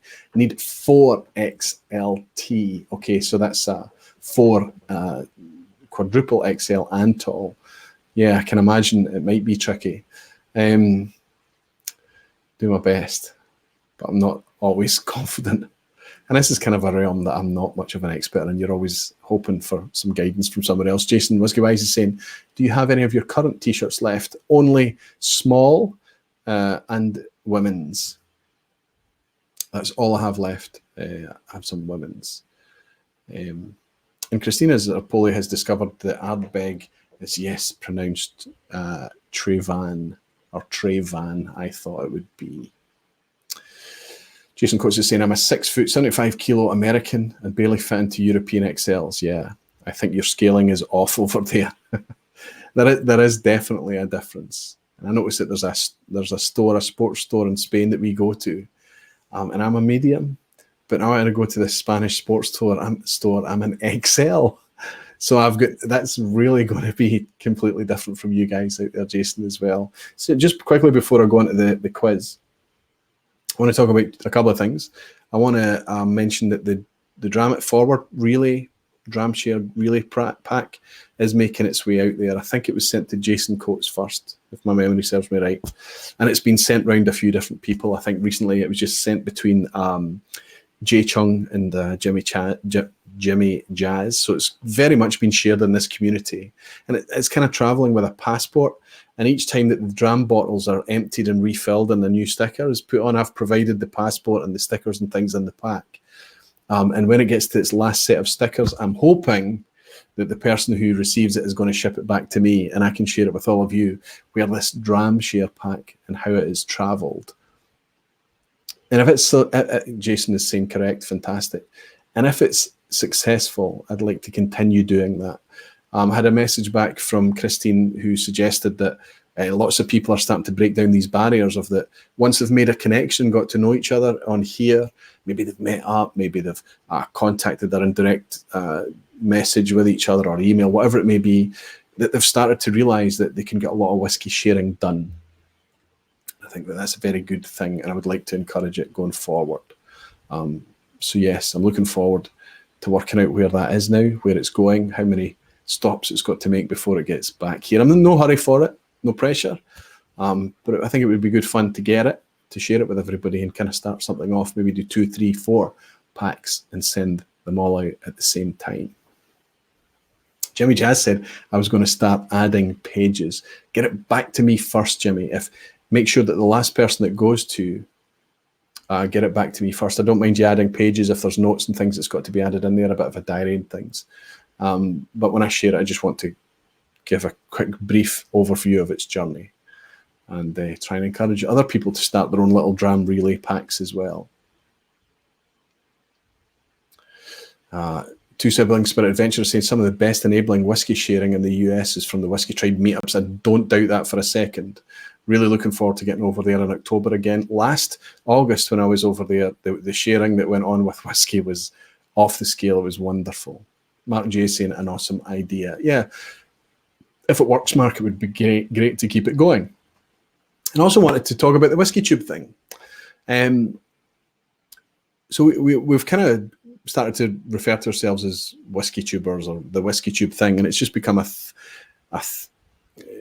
just this kind of what this phrase that kind of covers anybody that shares whiskey content on YouTube. And there are lots and lots and lots of us now. And there are lots of established channels that's been out there for a long time. Some have been doing it for years and years. We can't all be Ralphie, of course. He's been doing it 10 years. But there's lots of guys that have been out there and doing it for a long, long time. There's Whiskey Wednesdays been going for a long time. The Scotch Test Dummies have been going for a long time. And even the kind of more kind of medium-term channels and like No Nonsense Whiskey, Scotch for Dummies, I mean, they've still been going a long time. We're talking like 4 years. I'm relatively young. I'm still a young channel. I'm only a bit over 2 years. And they're behind us. There are tons. There's a bunch of Whiskey Tube channels. And if they want to refer to themselves as Whiskey Tube, they're very, very welcome to. It's not like you don't have to be anything to be part of Whiskey Tube. It's just a thing. But what I did want to mention is when that chat came up on the live stream, on the Scotch for Dummies live stream last week, it was actually me that proposed that we start to refer to ourselves as Whiskey Tubers. But before I did that, I went to Phil at Whiskey Wednesday because his Twitter handle is Whiskey Tube. His Twitter channel has always been at Whiskey Tube. And I went to him and I said, Phil, you know, the beer tubers call themselves beer tubers. And I gave him, I don't know, a couple other examples. And I said, how do you feel about Whiskey Tube being banded around to refer to us? I said, are you okay with that? And he was like, yeah, absolutely. Knock yourself out, go for it. And I just felt that that was kind of worthwhile mentioning there because that's his handle and all of Whiskey Tube. And Phil is obviously the host of Whiskey Wednesday. All of Whiskey Tube have come, it's just become a thing. We are Whiskey Tubers, I guess. If we don't want to refer to ourselves as Whiskey Tubers, it's fine. But I'd just give a shout out to Phil and the fact that he was okay with everybody else in the YouTube community using his Twitter handle to refer to ourselves. I thought it was worthwhile pointing out. So I need to get things drawn together for the quiz. Now, I was looking for Graham Young. Graham, if you're in here tonight, try and get my attention because I want to show you this. I did show you this before the summer break. This is a Gagetown Straight Rye Canadian new make spirit. Now, straight rye, it's not 100% rye, obviously, is it? It's just, I think straight rye is just mostly rye. But you can see that this clear spirit comes with a little applewood chunk. And on the spirit of what we've been talking tonight as well, this is kind of reminds me of that. But my idea is that I would do this on a live. I know that Graham's already done his. I thought that we could do it at the same time. But Graham's already done his. And just leave it over my shoulder here and see how this little tiny chunk of wood colours the whiskey over time. There's a tiny chunk of wood, and I'm not imagining that it's going to turn it like this dark particularly quickly. But if we imagine it as just being a little kind of distraction that sits on the cabinet behind me, we can all keep an eye on it together. But what I do need to do is pour a sample of the spirit first. Then we can compare, not just on colour, but on flavour as well. Let's see if I can do this without spilling it, because I don't know where my little funnel is. There we go, not a drop spilled. Toast it first. It's already toasted. John Paul Vanderhoven, good to have you in. It's already toasted, this little applewood chunk. It comes here, it says, we have provided you with a piece of toasted applewood. Pop it in the bottle and age. The length is up to you. A short time, a month or younger, for a spicy finish, or a long time, 6 months, for a sweeter, more mellow sipping drink. 2 months of applewood soaking equates to about a year of barrel aging. So you see what I mean about a kind of similar theme to what we've been talking about with this. I need some scissors or anything sharp. No, I don't. It just snaps. Okay, let's see. It's going to fit in. Yeah, it does fit in. It's obviously been cut. Let's drop our little applewood chunk in here. And we'll just leave it.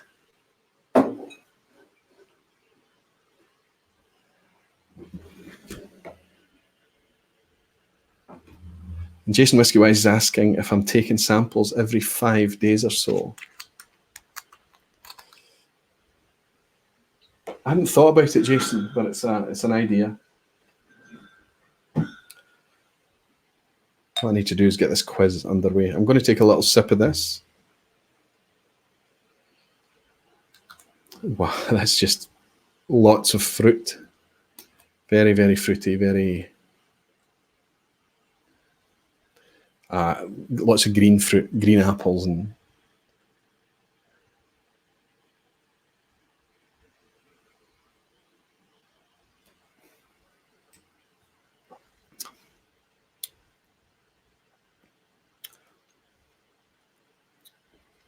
it's actually quite pleasant. It's quite nice, and it's very fruity.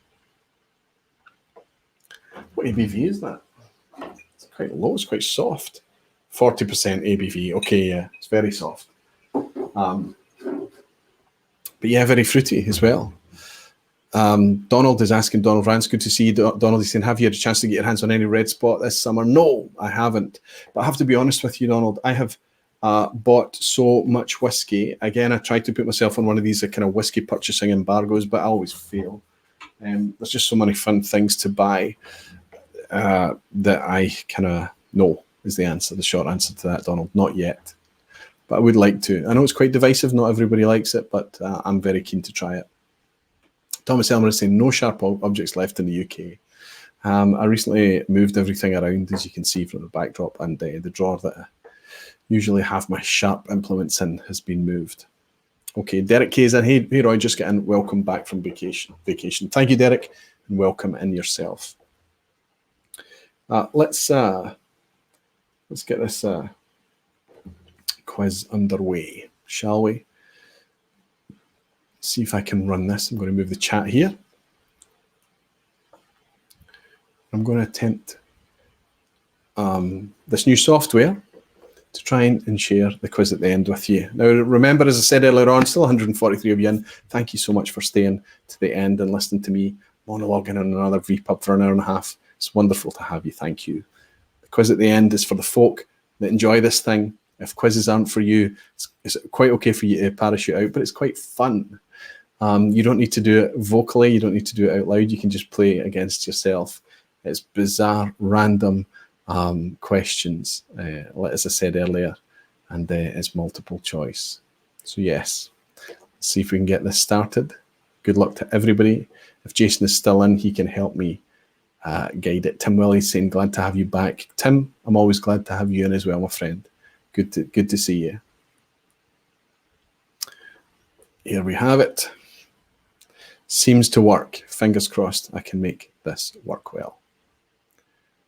Okay, good luck, everybody. Question 1.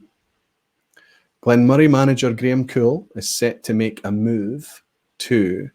Now, this is in recent news that Graham Cool is leaving Scotch Whisky and he's moving out to where? Is it either A, the Cotswolds, B, Dingle, or C, Penderyn? So yes, is he going to England? A, the Cotswolds. Is he going to Ireland? B, Dingle, or is he going to Wales? C, Penderyn or Penderyn? I'm never sure which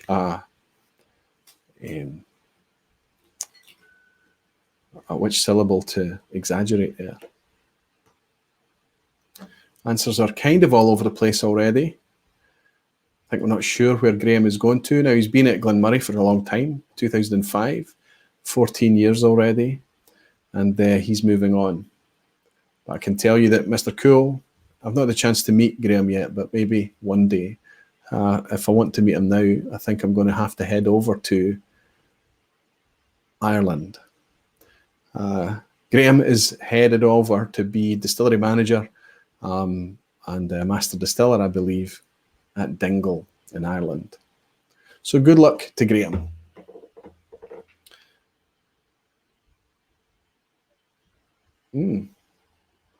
I know Graham picked up a lot of fans while he was out and while he was up at Glenmurray. Whiskey Geek Ben, thank you very, very much, is saying Penderyn. So I think I was right the first time, Ben. Thank you so much. It's something I can easily talk myself out of quite easily. It gives me an idea how people struggle with Scotch whisky pronunciation. Listen, guys, it was all over the place. B's, C's, and A's everywhere. But of course, if you said B, give yourself a point as we move into question 2, which is, in 1994, the first single malt range sold with vintages was, now, of course, I'm talking about Scotch here. In 1994 was the first time a core range came out under vintages. Was it A, Glenfarclas, B, Balblair, or C, Glenrothes? Who was the first to be bold enough to include vintages on their whisky? Now, vintages are different from age statements, not just in they have a year, but when you put a vintage on a bottle, all the whisky in that bottle has to be from that year. Whereas when you put an age statement, it can just be that's the youngest component, so there can be things in there that's much older and from lots of other years. It's quite a different thing. But this distillery in 1994 was the first to actually define their branding by vintage style. I can give you a clue. It's not much of a clue, and say that that's since been abandoned. I did notice somebody talking about Aquavitae. Skogsmard saying I can already see the colour shift in the rye. No, I think that's just the, yeah, it's just the whiskey that's behind it, my friend. Wow, that would have been some fast aging. Okay, everybody thinks B or A. Sorry, B or C. Not many of you are thinking A. But I can tell you that the first distillery to bring out a core range with vintages included in 1994 was Glenrothes.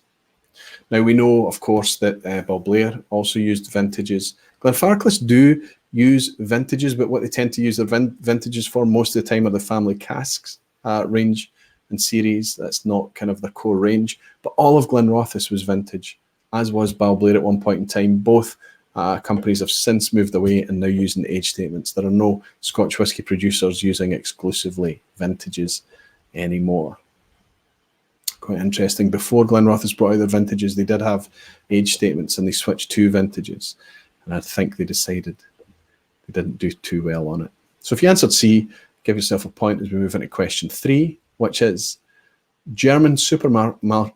So this is, I don't know if you guys in the States or anywhere else in the world will have Aldi, but it's a German supermarket that's quite widely spread across Europe. But they've just released a 25-year-old Speyside single malt for A, £40, B, £140, or C, £440.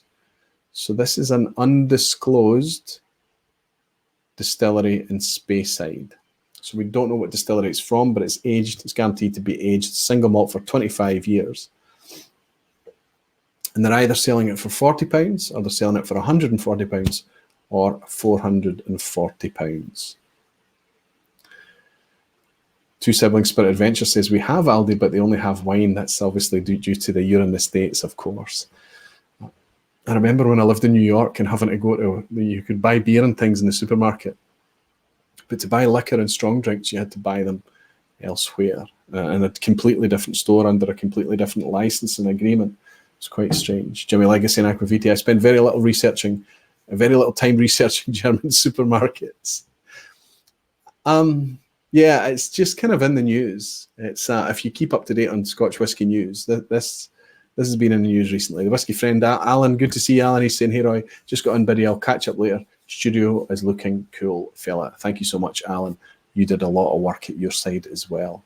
I decided I had to up my game a little bit. Thanks, Alan. Good to have you in, my friend. Neil Cochrane is in, saying A as well. Neil, thanks. Good to have you, Neil. I got to hang out with Neil and his sidekick Dave at the Whisky Club this week as well. Always a pleasure. For a little while at least. But he thinks it's A, £40 for a 25-year-old Speyside single malt. And of course, he's absolutely right. Aldi are a discount supermarket chain, and they're always very, very reasonable on their pricing. But a 40-year-old Speyside single malt, where's it going to be from? I don't know. Could be from anywhere, but perhaps a Tamnavulin is a good guess. Bjorn Tori Rekvisheim, I don't know if I'm pronouncing that right, Bjorn, but we've been in touch elsewhere, is in And he said it must be what they call Glenmarnock A. £40. Yes, indeed. Good value. Question 4. Brora single malt exists because owners Diageo, or then DCL, Distillers Company Limited, before they were called Diageo, needed what? A, they needed another Highland malt brand. B, they needed more heavily peated spirit.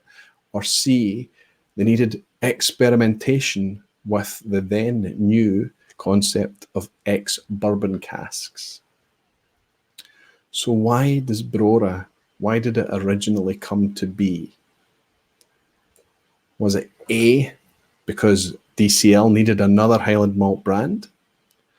Was it B, because they needed more heavily peated spirit? Or was it C, because they were experimenting with the brand new concept of ex-bourbon casks back then? Still trying these two. This Abomination, if I was sat out on the beach somewhere with a barbecue going, with a beach fire going, and this is the bottle that somebody brought along, you'd be quite happy sitting sipping this. And I haven't even put any water in it yet, which is being a wee bit unfair to it. I should try it with a wee splash. Thank you so much, Bill. Thank you, my friend, for bringing this to me. Not just an interesting thing, but a cool thing to talk about and provoke thoughts. The vast majority, Jimmy Legg saying, if it's not B, I call shenanigans. Yes, the vast majority of you think it's because the Diageo DCL needed more heavily peated spirit. And of course, that's exactly why Brora exists. Diageo needed a way to bolster their peated malt supplies back in the day. And at that time, Brora was, it was originally called Clynelish, but they made a new Clynelish plant, which meant the old Clynelish was just sitting there silent. So they sparked it back into life, started to produce heavily peated spirit that they never actually needed in the end. It was kind of an emergency plan for them. Meanwhile, this heavily peated Highland malt aged quietly, was ignored. Nobody really knew what to do with it. And it became the legend today that is Brora. So there we go. If you said B for they needed more heavily peated spirit, give yourself a point as we go on to question 5, which is always the image. I'll leave this up here and you can decide what distillery are we looking at here. And it's quite interesting because what you're looking at here is quite striking. But this image struck me because while I thought I recognized it and I was right in the end, it's not a typical way that you see this distillery. So I'm going to ask you to have a look at that and tell me, are we looking at A, Tormore, B, Dulhuin, or C, Craigellachie? A, Tormore, B, Dulhuin, or C, Craigellachie? And I'll just leave that up as I sip my dram here.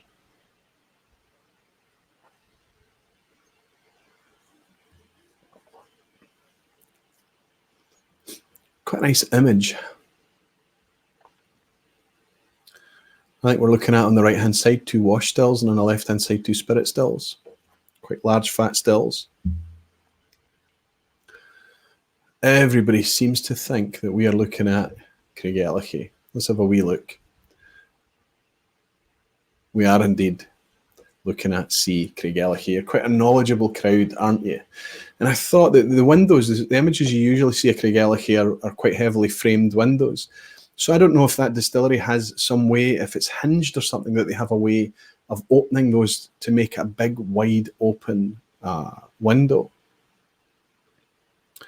Jason Coates is saying the third still looks like stainless steel in the shot. I absolutely agree. It does look very pale and grey. Jimmy Legg is saying Aquaviti Tormore because the answer is never Tormore. Well, you could be right. You could be right, Jimmy, but maybe not always.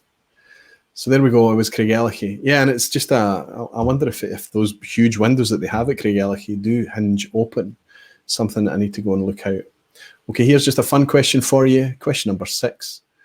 25 after 11. Thank you for hanging out with me.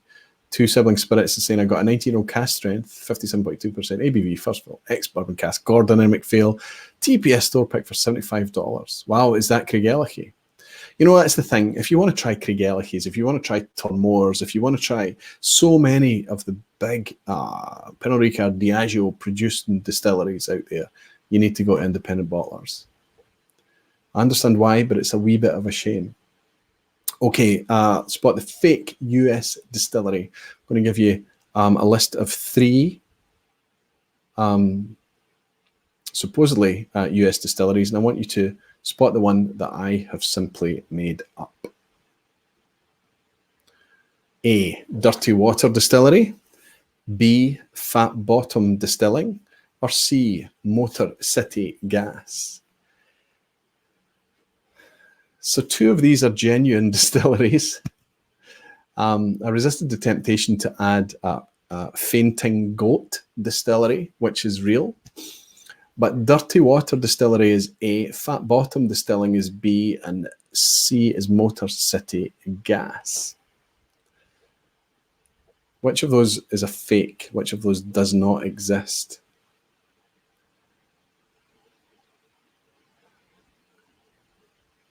I'm looking at this, and this is potentially a banana skin. Oh, Christ. Okay. Let's have a look. The fake US distillery, one that isn't real, is in fact Fat Bottom Distilling. Now, before you start screaming at me, it is cheeky. It is a bit of a banana skin. Fat Bottom Distilling doesn't exist. Big Bottom Distilling does exist. Dirty Water Distillery, I believe, is in Massachusetts, and Motor City Gas is in Michigan. So there we go. You had to answer B for Fat Bottom Distilling because it's not a distillery. Big Bottom Distilling is. I apologize for that. I hope that the Americans out there, I hope that some of the Americans got it. And Jimmy Legg is pretty upset about that by the looks of things. And Jason Whiskey Wise is saying, imagine the logo for that distillery. Yeah, Gregor McQueen's in. I was mentioning you earlier, Gregor. I got to hang out with you in Edinburgh recently. It was fantastic. Over my shoulder here, you'll see the bottle of Stag Junior that you gifted me. I'm excited to open and share at some point in the future, my friend. Thank you so much.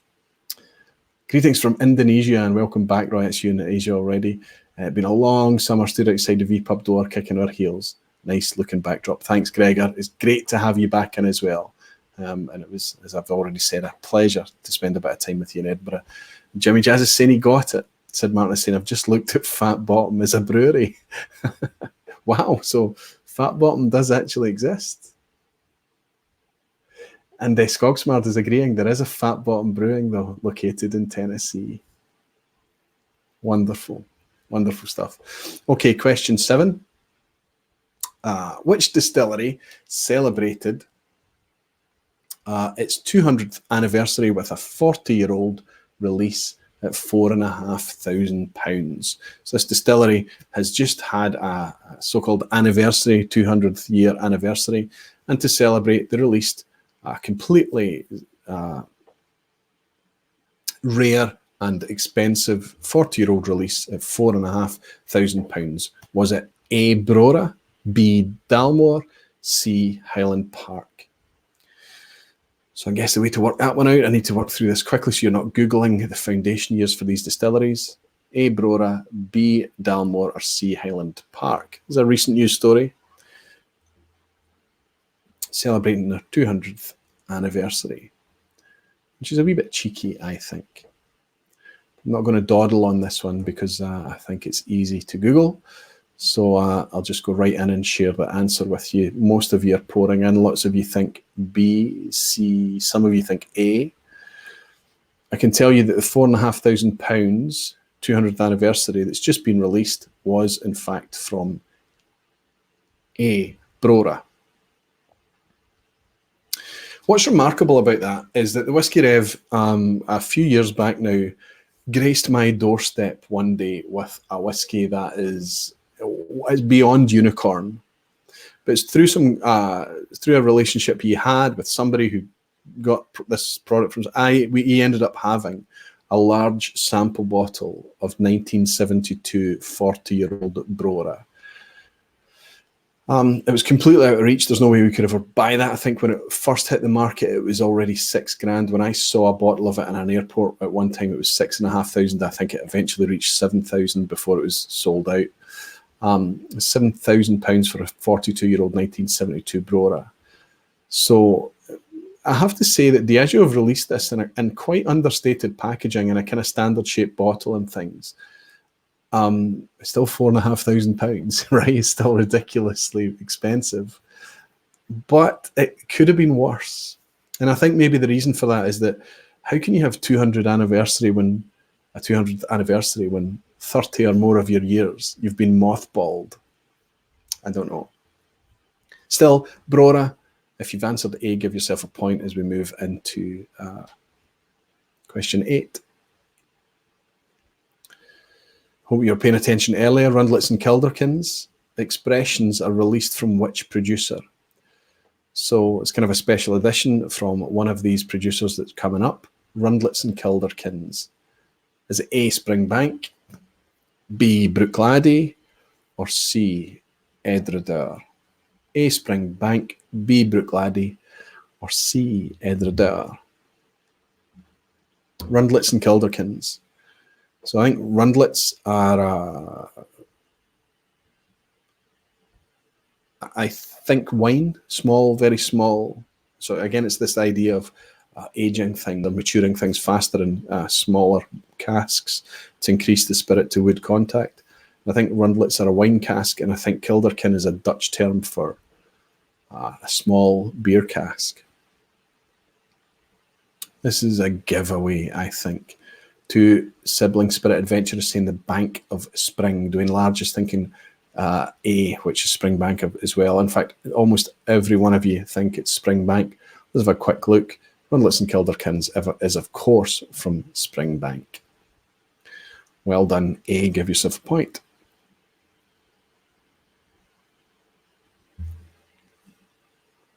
Tabitha Adams has been very honest. Well done, Tabitha, and saying A, because everyone is going A. That's fair enough. Sometimes it's not the best idea to follow the crowd. There are occasional banana skins, but often it's a good strategy. It'd be interesting to see how it works if you just did that one day. Question 9. Ichiro's malt precedes which Japanese brand? So where would you see Ichiro's malt on a label?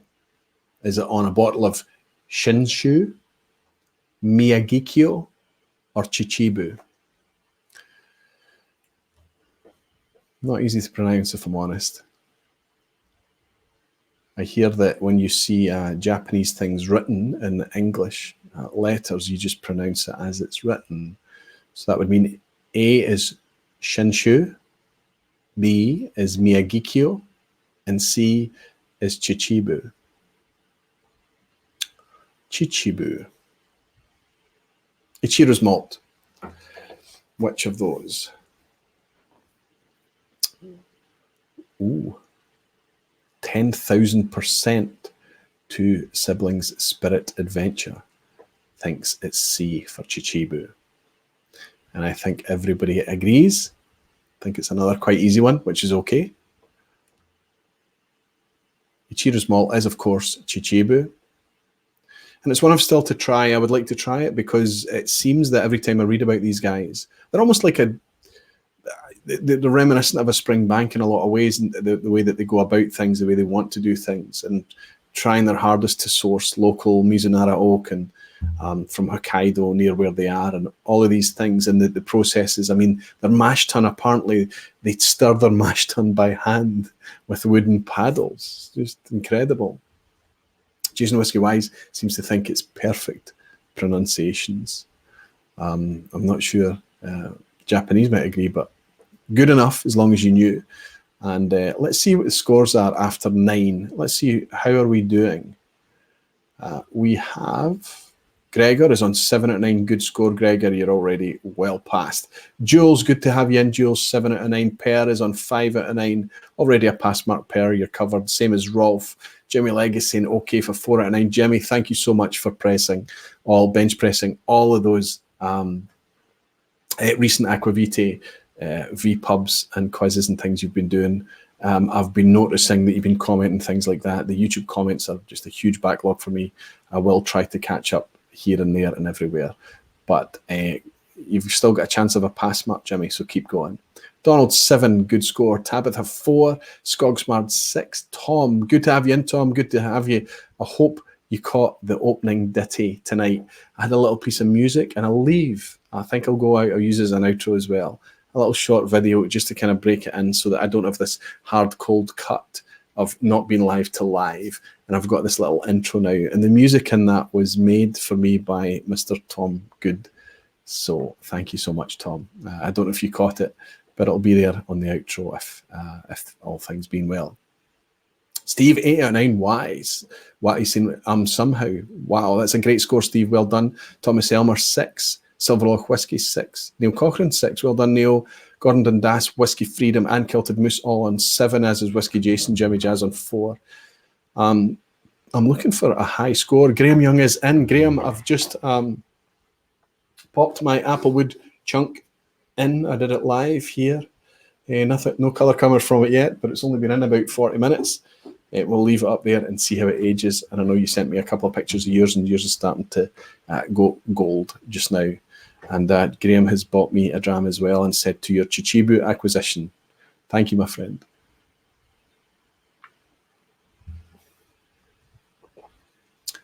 Anybody on a 9? Anybody on a full house tonight? It doesn't look like it. A couple of tricky ones in there for sure. And Tom is saying that he caught it. Good for you, Tom. Thank you so much, my friend. Very cool. It's just a kind of very kind of quirky, relaxed, laid-back little vibe. I quite liked it. I thought that it might work well for the vPub. Okay, let's go into the last question before we finish up tonight. Knocking on for the 2 hours quite fast. Question 10 is, in terms of capacity, which of these tea distilleries is the largest? So which of these is the largest? Tullibardine, Tormore, or Tomintoul? A, Tullibardine, B, Tormore, or C, Tomintoul? What do we think?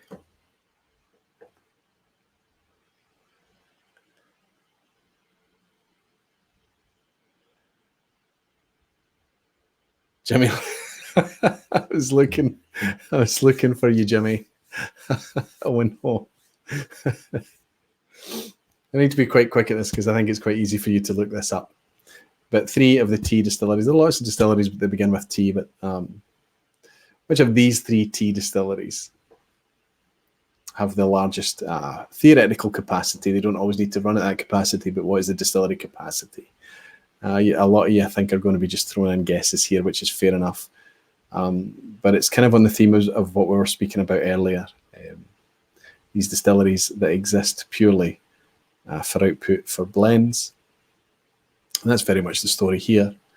We really don't see very much Tormore at all. There is only a 16-year-old official bottling that's very hard to come by. In fact, I can't tell you the last time I saw it for sale. I do have a bottle of 16-year-old Tormore still sealed, but you really don't happen across it. But Tormore really puts out a decent amount, a medium-sized distillery, almost 5 million litres, whereas Tomintoul and Tullibardine are closer to 3 million litres.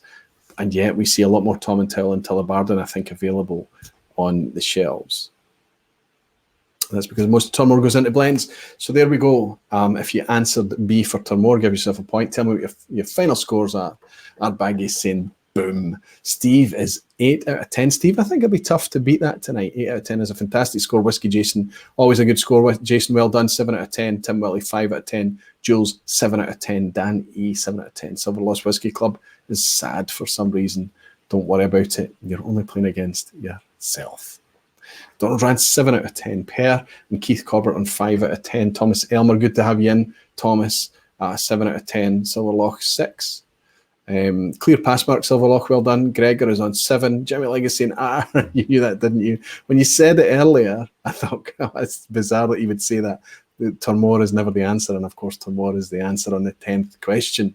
And when Jimmy says that, Nigel, 7 out of 10, Kilted Moose, 7 out of 10, well done, Scott. Tabitha, 4 out of 10, not a pass mark this time, Tabitha, but not bad either. Two siblings is saying 6, 60%, D minus. It's a pass. 50% is the pass mark in the vPub. Just looking to see if anybody can beat Steve's 8 out of 10, and I think no. You say my streak of guesses was bound to fall apart at some point, Aquavita. I only actually knew 4 of them, and I guessed right in 4 more. That's what it's all about. That's why I switched this to being a multiple choice. I just think it's a wee bit more fun. And Jimmy is saying that does hurt. Jason is saying some great questions to get back into the swing of things. Where is Whiskey Rover when there is a Tormore question? Lol, absolutely. Neil Cochran is saying, Aquavita, just a great night, Roy. Thank goodness you're back. Neil, it's wonderful. Really, truly wonderful to be back. I was excited to come back. I was hoping that some folk would turn up, despite it still being summer nights in August and things like that. But of course, the gang's all here for the most part anyway. It's wonderful to spend another night hanging out with you all. And I'm looking forward to bringing us right up to the end of the year with twice monthly vPubs. My friend Dwayne from the States is saying, thanks, Roy. There's a very nice return of the vPub. I'm glad to hear that your summer break was wonderful. Best wishes and slant you. Dwayne, raise a wee glass of this long row and say, slant you, my friend, thanks for all your support. And I'm looking forward to seeing you soon again. I maybe get to see you a couple of times this year, actually. Slant you, Dwayne, Steve is saying Craigellachie is big garage doors. The open in that picture. I've not actually been to Craigellachie. I don't think they have tours. I don't think they have a visitor centre. Mark is saying, wonderful to be back in the vPub. Certainly it's wonderful for me, my friend. Kilted Moose is saying, cheers, Aquavita. Lovely seeing everyone. See you all soon. Bedtime for me. Thank you, Scott, for hanging out to the end. Always a pleasure to have you around. Great to have you as part of our community. Great to hang out with you at the Whiskey Club this week as well. Ard Baggy, Andy Ustar, good night all. Great to see you back, Aquavita.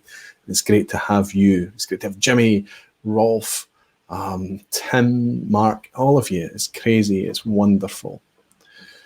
Listen, thank you all. The next vPub will be the second Thursday in September, which I think I worked out to be the 12th of September. Don't quote me on that. I think I'm right there. Yeah, that's the next vPub. I'm going to try and get some videos out to you in between time. I know I have a backlog of video output to get my head round. Should be clearing this huge project for work just now, the thing that's taken me to London in a couple of weeks' time. But it might give me some time to get caught up with some of my video output. Thank you so much, Per, for your your superhero emoji and your dram at the end. Thank you so much, my friend. Wonderful night, wonderful to hang out with you both. I'll raise this wee glass of Abomination and say, until the next vPub, I hope you all look after each other, look after yourselves, and barflies, I'll see you next time. Slanchava.